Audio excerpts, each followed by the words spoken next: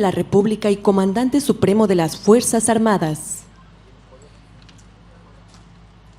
Amigas, amigos de Villa Ahumada, Chihuahua, me da mucho gusto estar de nuevo en este municipio, estar una vez más en Chihuahua, en este histórico estado de la República. Ya sabemos lo que ha aportado Chihuahua al desarrollo económico, social y sobre todo en la lucha por la justicia, la libertad y la democracia. No debemos olvidar que en Chihuahua, en esta frontera, se refugió por 2 años el presidente Benito Juárez, cuando la invasión francesa, él no se rindió, decidió iniciar una marcha hacia el norte y mantuvo en alto la dignidad de nuestro pueblo. Llegó a Chihuahua, estuvo en la capital del estado y también en Ciudad Juárez, que antes se llamaba Paso del Norte. Ahí estableció la sede del gobierno de la República. Ahí despachaba con sus ministros. Lo mismo sucedió cuando la Revolución Mexicana, la batalla decisiva para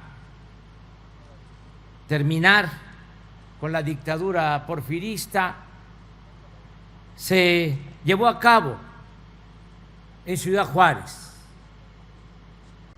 Ahí Orozco, Villa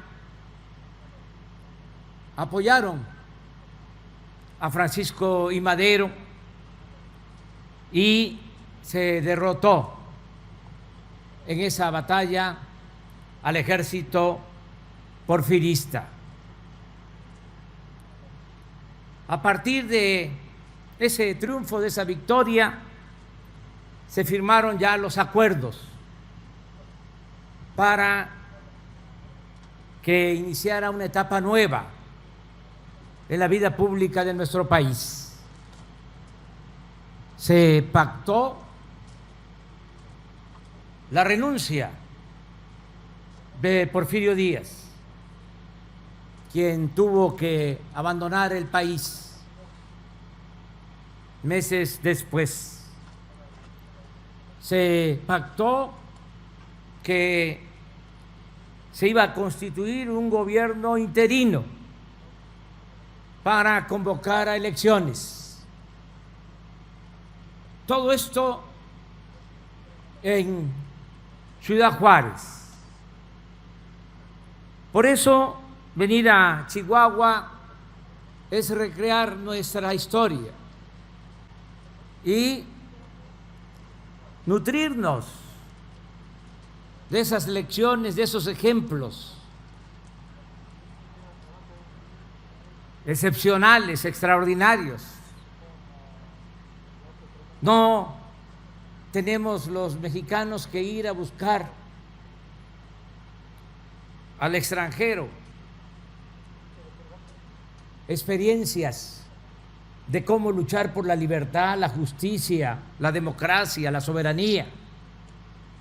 Nos han dejado un legado, una herencia extraordinaria, enorme.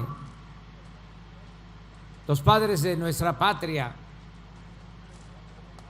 Hidalgo, Morelos, el gran presidente, el mejor que ha habido en la historia de nuestro país, Benito Juárez,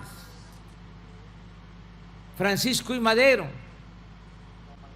el presidente más demócrata de México en toda la historia, y dirigentes sociales excepcionales, extraordinarios, como los hermanos Flores Magón, como Francisco Villa, como Emiliano Zapata, como el general Felipe Ángeles, como el general Francisco J. Mújica, como el general Lázaro Cárdenas del Río y muchos más que nos han dejado lecciones en todos los campos, en todas las materias. Por eso tenemos que seguir adelante en nuestro propósito de transformar al país, no olvidar de dónde venimos, para siempre saber hacia dónde vamos, no olvidar que después del movimiento de independencia se llevó a cabo el movimiento de reforma y luego la revolución de 1910, 3 transformaciones. Y ahora estamos llevando a cabo la 4ª transformación de la vida pública del país, recogiendo todas esas enseñanzas y buscando enfrentar los grandes y graves problemas de la actualidad. El gobernador de Chihuahua, Javier Corral, lo resumió muy bien. Son 3 grandes y graves problemas nacionales. El primero, que es el más dañino, que es la peste, es la corrupción. Tenemos que acabar con la corrupción, desterrar la corrupción en el país, porque es lo que más ha afectado a México. Nada ha dañado más a nuestro país que la deshonestidad de los gobernantes y la ambición de una minoría rapaz que se ha llegado a sentir dueña de México. Segundo problema, derivado del primero, es la desigualdad, porque la corrupción es la causa principal de la desigualdad económica y social de nuestro país. Y la corrupción y la desigualdad nos han llevado a la violencia, porque ni modo que lo que se enfrenta de inseguridad y de violencia haya surgido de la nada, o solo porque los seres humanos, los mexicanos, somos malos por naturaleza. No olvidar que somos producto de nuestras circunstancias. Si llegamos a estos niveles de inseguridad y de violencia, fue porque imperaba la corrupción y porque se abandonó al pueblo, se le dio la espalda a los mexicanos y los gobernantes se dedicaron a hacer negocios, a robar. Por eso se abandonó a los jóvenes, se abandonó a la gente.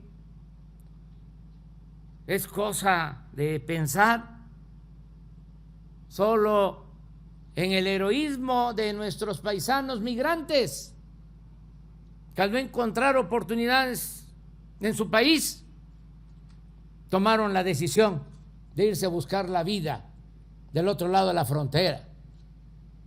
Imagínense si en el periodo neoliberal de mayor crisis económica y mayor crisis de bienestar social, cuando estaba en su apogeo la robadera, cuando se estaban entregando los bienes de la nación, los bienes del pueblo a particulares, nacionales y extranjeros, si la gente no hubiese tomado esa decisión de salir a buscarse la vida, a trabajar honradamente del otro lado de la frontera, pues hubiese habido un estallido social en nuestro país. Si de por sí hay una situación de crisis económica, de crisis de bienestar, si ellos no hubiesen salido, estamos hablando de millones que salieron a buscarse la vida a Estados Unidos, pues hubiese complicado mucho la situación en nuestro país, porque no había crecimiento formal en la economía, no había oportunidades. Muchos pueblos de Chihuahua y del país, muchos municipios, en los últimos 30 años, en vez de tener más población, tienen menos. Quedaron vacíos porque la gente se mudó a las grandes ciudades, a la frontera o a Estados Unidos. Y ahora nuestros paisanos que salieron en esas circunstancias, como si fuese poco lo que sufrieron, ahora están enviando a sus familiares apoyos, recursos, dinero, y nos están ayudando. Son héroes vivientes. El año pasado mandaron 40.600 millones de dólares y siguen aumentando las remesas. Y este año van a llegar, de acuerdo a nuestros pronósticos, a nuestra estimación, a cerca de 48,000 millones de dólares. Esas remesas son la principal fuente de ingresos que tiene nuestro país, y eso llega abajo a 10 millones de familias. Si hacemos la cuenta, esos 40.600 millones de dólares del año pasado a 10 millones de familias son como 7.500 pesos mensuales por familia. Ahora tenemos que